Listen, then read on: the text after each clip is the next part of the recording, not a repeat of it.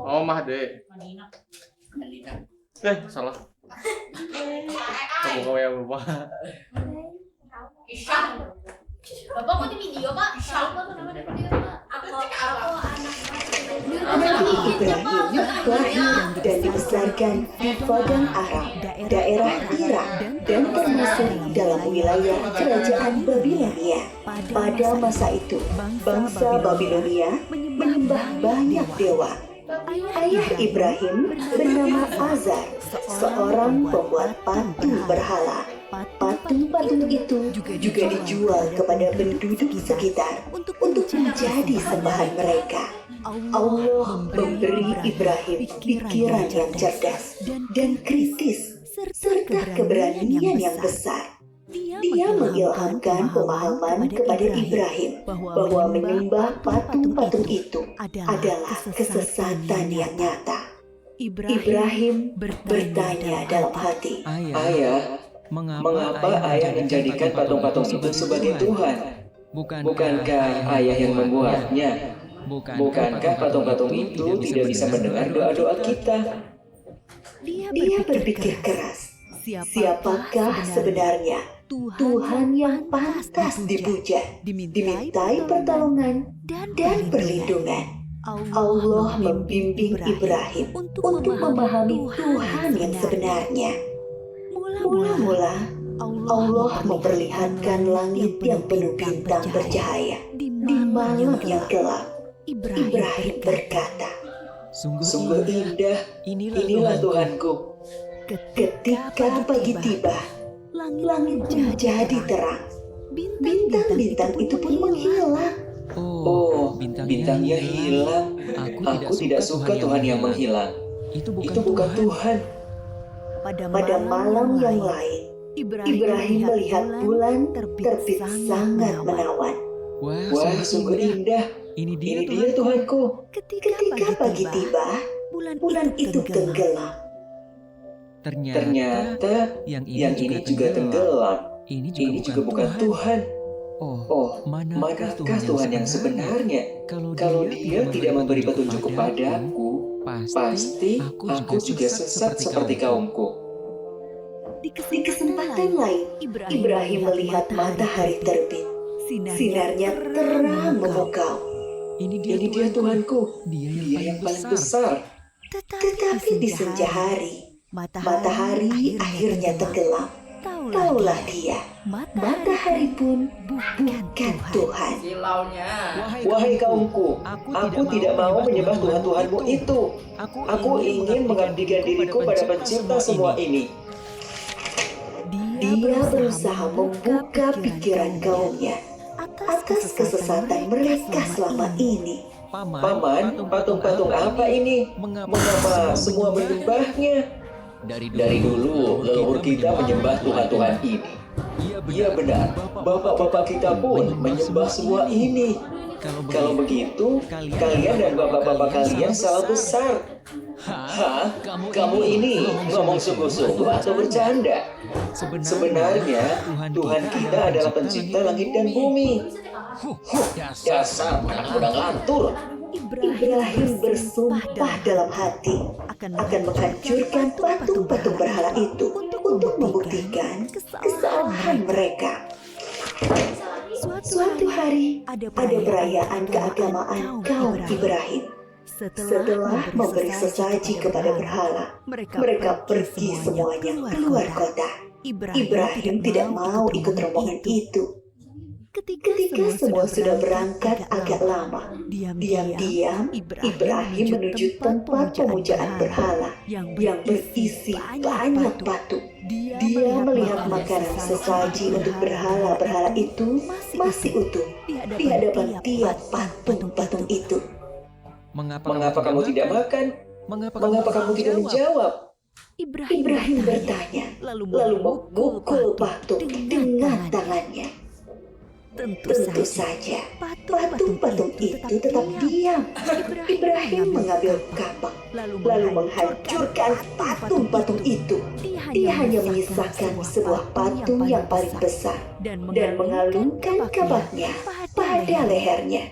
Ketika kaumnya pulang dari luar kota, mereka Mereka melihat patung berhala mereka hancur. Sontak mereka berteriak, kaget, gempar seluruh kampung. Bergegas semua orang, terutama para pemuka kaum, menuju tempat pemujaan berhala. Oh, siapa yang melakukan ini pada Tuhan-Tuhan kita? Kurang ajar.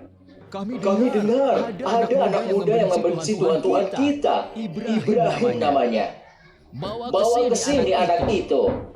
Maka Ibrahim digiring ke hadapan para pemuka kaumnya, disaksikan halayak ramai. Apakah kamu yang menghancurkan Tuhan-Tuhan kita, Ibrahim? Yang menghancurkan patung-patung itu adalah patung yang besar ini. Bukankah dia membawa kapak? Tanya saja dia kalau bisa menjawab. Orang-orang yang mendengar jawaban Ibrahim pun tersadar. Merekalah yang keliru dengan menyembah patung-patung itu. Tapi kekafiran yang sudah mendarah daging membuat mereka memutarbalikkan kebenaran. Tentu di sini ada campur tangan setan. Kamu kan tahu, dia tidak bisa bicara, apalagi bergerak menghancurkan patung lain. Berarti kamulah yang melakukannya. Jadi, mengapa kalian menyembah patung yang tidak bisa berbuat apa-apa? Melindungi dirinya sendiri saja tidak bisa, apalagi melindungi kalian. Pemuka kaum Ibrahim berunding untuk menghukumnya. Beberapa orang mengusulkan untuk membakar Ibrahim hidup-hidup. Maka penguasa waktu itu, Raja Namrud, memerintahkan untuk membuat bangunan tempat pembakaran Ibrahim di tengah lapang agar bisa disaksikan orang banyak. Ibrahim diikat lalu dilemparkan ke dalam api. Api menyala berkobar sangat panas. Allah berfirman, "Hai api, dinginlah dan menjadi keselamatan bagi Ibrahim." Maka ketika kobaran api yang dahsyat telah padam, keluarlah Ibrahim dengan segar bugar, tidak terbakar sedikit pun. Bahkan pakaiannya juga utuh, hanya tali pengikatnya yang musnah terbakar. Ketika sudah diangkat oleh Allah menjadi Rasul, Nabi Ibrahim dengan giat dan sabar mendakwahkan ajaran Allah. Bangsa Babilonia waktu itu menyembah dewa-dewa. Raja mereka, Raja Namrud, dipercaya sebagai keturunan dewa. Namrud adalah seorang yang cerdas dan kuat kepemimpirannya. Semua itu membuat dia takabur dan berlaku kejam.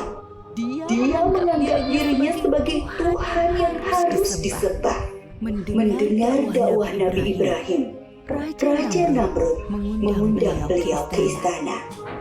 Tentu tujuannya untuk menghentikan dan menghukum Nabi Ibrahim. Kemudian Raja Namrud dan Nabi Ibrahim berdebat tentang Tuhan yang patut disembah. Siapakah yang kau anggap Tuhanmu itu, Ibrahim? Apa kekuasaannya? Tuhanku adalah yang menghidupkan dan mematikan. Aku juga menghidupkan dan mematikan.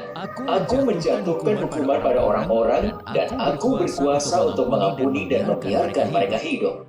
Allah menerbitkan matahari dari timur. Kalau kau juga Tuhan, terbitkanlah matahari dari barat. Raja Namrud tercengang dan terdiam mendengar jawaban Nabi Ibrahim. Dia kebingungan bagaimana menjawab tantangan Nabi Ibrahim. Demikianlah Nabi Ibrahim berdakwah dengan membuka akal pikiran manusia tentang Tuhan seluruh alam. Ada suatu peristiwa ajaib yang menunjukkan maha kuasanya Allah. Setelah Nabi Ibrahim diangkat menjadi Rasul, yaitu ketika beliau bermunajat kepada Allah. Ya Rabbi, perlihatkanlah pada hamba bagaimana engkau menghidupkan yang mati. Allah Subhanahu wa Ta'ala berfirman, "Belum percayakah engkau pada kekuasaanku?" Hamba percaya, tapi hamba ingin hati hamba yakin. Kemudian Allah Subhanahu wa Ta'ala berfirman, "Ambillah 4 ekor burung, lalu potong-potonglah mereka, lalu lemparkan di atas tiap satu bukit, satu bagian. Kemudian panggillah mereka, pasti mereka akan datang kepadamu dengan segera." Nabi Ibrahim melakukan yang diperintahkan Allah, maka keimanannya bertambah mantap kepada bapaknya.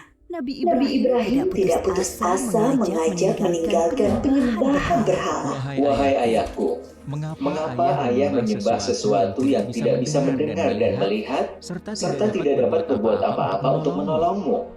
Sesungguhnya Allah memberi aku ilmu. Ikutilah aku, wahai ayahku. Jangan ikuti setan. Aku takut engkau akan ditimpa azab. Bencikah kau pada Tuhan-Tuhanku Ibrahim? Diam. Kalau tidak, kau akan aku rajam. Pergilah, tinggalkan aku. Selamat berpisah, ayah. Semoga keselamatan dilimpahkan kepadamu. Aku akan memohonkan ampunan dan hidayah untukmu.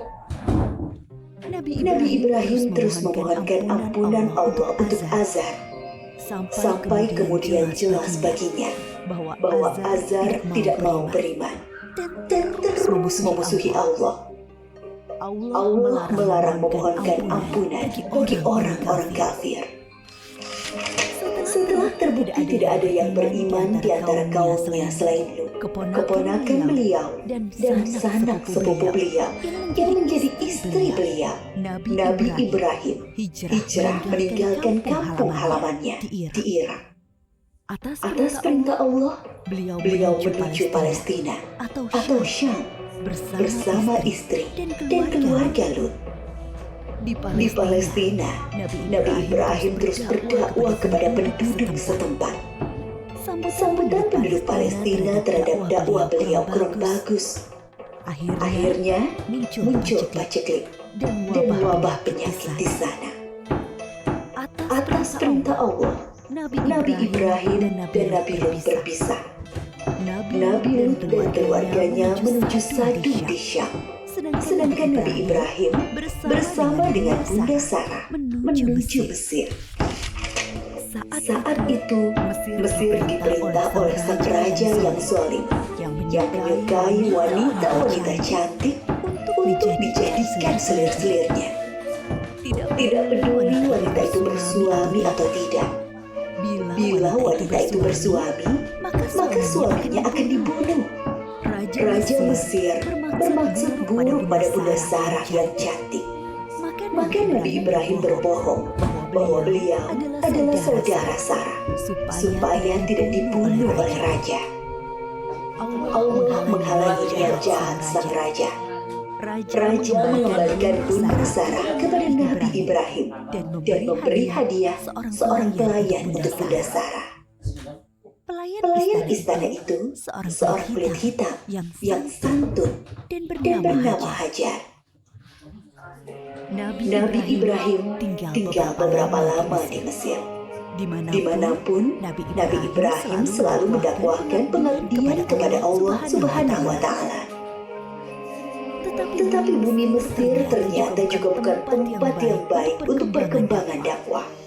Maka Allah memerintahkan untuk hijrah kembali ke Palestina.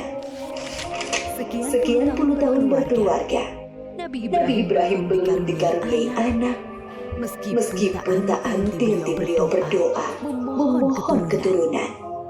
Menyadari dirinya ternyata mandul dan semakin tua, Bunda Sarah meminta Nabi Ibrahim untuk menikahi Hajar, pelayan mereka yang salehah dan setia. Dari perkawinan Nabi Ibrahim dan Bunda Hajar, lahirlah Ismail. Kebahagiaan Nabi Ibrahim dan Ibunda Hajar ternyata membuat tidak nyaman pikiran Bunda Sarah.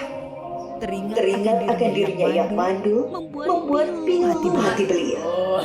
Nabi Ibrahim menyadari dan memahami situasi ini. Allah memerintahkan beliau menempatkan Ismail dan ibunya terpisah dengan Bunda Sarah. Suatu hari, Nabi Ibrahim menyuruh Bunda Hajar untuk berkemas-kemas. Mereka akan mengadakan perjalanan jauh. Ismail yang masih menyusu pada ibunya tentu dibawa pulang. Mereka melintasi rute yang panjang dan akhirnya sampailah ke suatu tempat yang sangat gersang. Tidak ada pohon-pohonan tempat bernaung, udaranya pun panas. Yang ada hanyalah hamparan pasir dan bukit-bukit berbatu. Nabi Ibrahim turun dari kendaraannya, kemudian menurunkan istri dan anaknya tanpa berkata apa-apa. Beberapa saat kemudian, beliau beranjak dan pergi meninggalkan keluarganya. Ibunda Hajar yang melihat keanehan ini segera berteriak memanggil, Ibrahim, hendak kemana? Kenapa kau biarkan kami sendirian di sini? Tapi Ibrahim tidak menjawab, hanya menunduk terus berjalan. Ibrahim, apakah ini perintah Allah? Iya. Kalau begitu aku yakin Allah tidak akan membiarkan kami. Ibunda Hajar begitu sabar dan ridho pada keputusan Allah. Nabi Ibrahim sebenarnya tidak tega meninggalkan keluarganya di tempat terpencil dan gersang itu. Tetapi keyakinan akan kebenaran Allah dan kemurahan Allah menjadikan beliau mematuhi perintah yang sulit ini. Dengan berlinang air mata, beliau berdoa sebelum kembali ke Palestina. Tuhanku, aku telah menempatkan keluargaku di tempat gersang ini, di dekat rumahmu, Ka'bah. Mudah-mudahan mereka menegakkan sholat dan jadikanlah hati manusia senang kepada mereka. Dan berikanlah mereka rizki buah-buahan supaya mereka bersyukur. Kurang lebih 10 tahun kemudian, sekitar Ka'bah sudah menjadi tempat yang ramai berkat munculnya sumber air Zam-Zam. Banyak orang bermukim di sana. Ibunda Hajar dan Ismail sangat dihormati oleh penduduk karena mereka dianggap pemilik sumber air itu. Ismail tumbuh menjadi anak yang tampan, santun, dan sabar. Suatu ketika, Nabi Ibrahim mengunjungi keluarganya di Mekah. Setelah beberapa lama tinggal di sana, suatu malam beliau bermimpi menyepili Ismail. Nabi Ibrahim termangu-mangu memikirkan mimpinya. Wahyu dari Allah atau godaan syaitan. 2 malam berikutnya, mimpi yang sama terulang. Maka pagi harinya, setelah mimpi yang ketiga, beliau yakin ini perintah Allah yang harus dilaksanakan walaupun terasa sangat berat di hati. Nabi Ibrahim bermusyawarah dengan keluarganya tentang mimpi itu. Anakku, aku melihat dalam mimpi, aku menyembelihmu. Pikirkan apa bentukmu. Ismail sangat berharap bahwa ayahnya adalah Nabi Allah. Mimpi para Nabi adalah wahyu ilahi. Dengan bantang dia menjawab, Ayah, laksanakan perintah Allah. Insya Allah, aku akan sabar menerimanya. Bertambah rasa syukur Nabi Ibrahim, bertambah kecintaan kepada anaknya, bertambah mantap pula beliau melaksanakan perintah yang sulit itu. Berangkatlah Nabi Ibrahim dan Ismail menuju Mina, tempat penyembelihan. Sepanjang jalan, iblis menggoda mereka agar mengurungkan niat pengorbanan Ismail. Ibrahim, dasar ayah tidak punya perasaan. Anak sendiri mau disembelih. Ingat, kau berdoa puluhan tahun meminta anak. Allah sudah memberimu anak yang soleh. Sekarang kau mau sembelih, ha? Nabi Ibrahim mengambil kerikil-kerikil dan melempari iblis. Beliau tidak bergeming dengan godaan-godaan itu. Hatinya dipenuhi keyakinan yang mantap kepada Allah. Begitu pula Ismail. Sampai di tempat penyembelihan, Nabi Ibrahim membaringkan Ismail, bersiap mengayunkan golok yang tajam ke leher anaknya. Lalu Allah berfirman, Hai Ibrahim, engkau telah menaati perintahku. Ini adalah perintah yang sulit. Aku memberi balasan orang-orang yang berbuat baik. Allah mengganti Ismail dengan seekor domba yang besar. Itulah yang kemudian disembelih sebagai kurban, sedangkan Ismail tidak jadi disembelih. Peristiwa ketika Ibunda Hajar ditinggalkan sendirian bersama Ismail ketika masih bayi dan pengorbanan Ismail diabadikan dalam rangkaian ibadah haji kita. Peristiwa penting lain antara Nabi Ibrahim dan Ismail adalah ketika Allah memerintahkan mereka meninggikan bangunan Ka'bah. Fondasi Ka'bah sudah ada sebelum masa Nabi Ibrahim. Beliau dan Ismail hanyalah meninggikan temboknya. Ka'bah itu kemudian menjadi pusat ibadah sholat dan haji. Ketika tembok sudah tinggi, Nabi Ibrahim kesulitan membuatnya lebih tinggi lagi di atas jangkauan tangannya. Maka beliau menjadikan sebuah batu sebagai pijakan kakinya. Pada batu pijakan itu membekas tapak kaki Nabi Ibrahim dan dinamakan Makom Ibrahim yang bisa disaksikan sampai saat ini. Ketika Ka'bah sudah jadi, Nabi Ibrahim berdoa untuk beliau dan Ismail dan anak keturunan mereka berdua, antara lain supaya diangkat Rasul dari keturunan mereka. Diangkatnya Muhammad SAW sebagai Rasulullah adalah jawaban atas doa Nabi Ibrahim. Nabi Muhammad SAW adalah keturunan Nabi Ismail. Suatu ketika, Nabi Ibrahim sedang berada di Palestina bersama ibunda Sarah. Datanglah tamu asing, 3 orang laki-laki tampan yang tidak dikenal oleh Nabi Ibrahim. Nabi Ibrahim meminta ibunda Sarah memasak sapi panggang untuk menjamu tamu itu.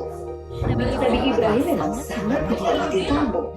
Setelah hidangan siang, Nabi Ibrahim mempersilahkan tamu-tamunya makan. Tetapi para tamu itu sama sekali tidak menyentuh hidangan yang lezat itu. Timbul rasa takut dalam hati Nabi Ibrahim. Jangan takut. Kami adalah malaikat utusan Allah. Kami tidak Allah akan mengaruniai kalian seorang anak yang sangat cerdas, yang mempunyai pengetahuan sangat dalam. Mendengar itu, Ibunda Sarah memekik kegirangan. Padahal aku seorang perempuan tua yang bandung. Adakah tugas kalian yang lain, wahai para malaikat? Sebenarnya kami diutus untuk menurunkan hukuman bagi penduduk Syadu karena mereka keterlaluan. Tapi di sana ada Lot dan orang-orang beriman. Siksa ini hanya mengenai orang-orang yang durhaka. Keluarga serta pengikutnya akan selamat, kecuali seorang istrinya yang jahat. Dia turut binasa. Nabi Ibrahim dikaruniai keturunan di masa tuanya. Beliau sendiri dikaruniai umur panjang. Dari keturunan Nabi Ismail, kelak akan lahir Nabi Muhammad. Sedangkan dari keturunan Nabi Ishak, lahir Nabi-Nabi Bani Israel. Semua Nabi yang ada dalam Al-Quran setelah Nabi Ibrahim adalah keturunan beliau. Maka Nabi Ibrahim disebut juga bapak para Nabi.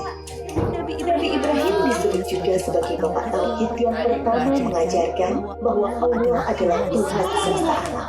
Para nabi sebelumnya hanya mengajarkan sebagai Tuhan suatu kaum. Nabi Ibrahim diberi gelar Khalilullah, artinya kekasih Allah. Banyak keteladanan yang diajarkan Nabi Ibrahim, yaitu teladan dalam menghormati tamu, menjadi seorang yang berani, yang mengikuti kebenaran, selalu patuh pada perintah Allah, pemberani, sekaligus penyantun kepada orang tua dan manusia umumnya.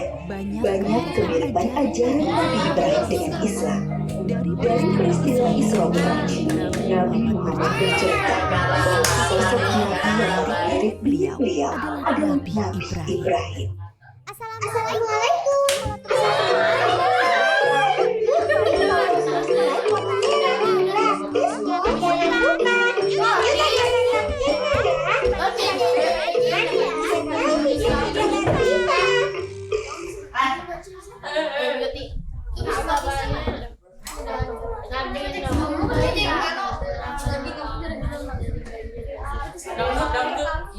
lebih noh.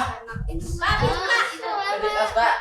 udah itu Aspa boleh. Aspa. Mau baca cepet Pak.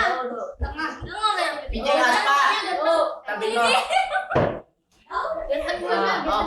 No. Yang baca cepet tuh Pak. Banyak loh tadi gue. Dan tengah itu ya. Mbak ya, sedikit aja bang. Sedikit saja ya, Lek.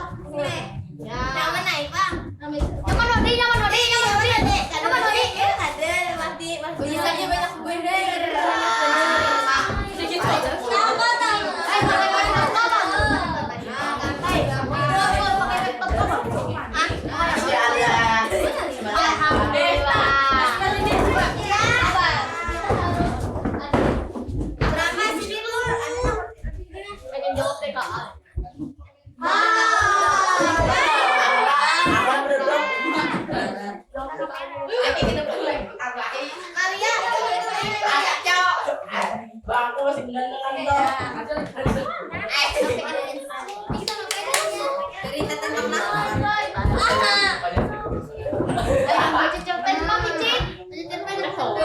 Aku di ini, cowok di buing. ada berapa nih?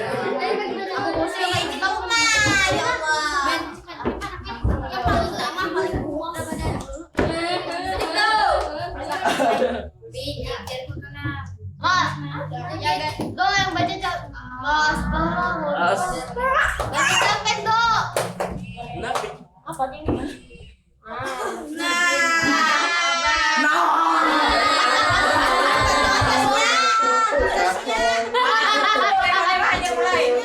Aduh, saya dari SD Desa akan membawakan tentang waktu salam literasi. Nama saya Umam. Salam literasi.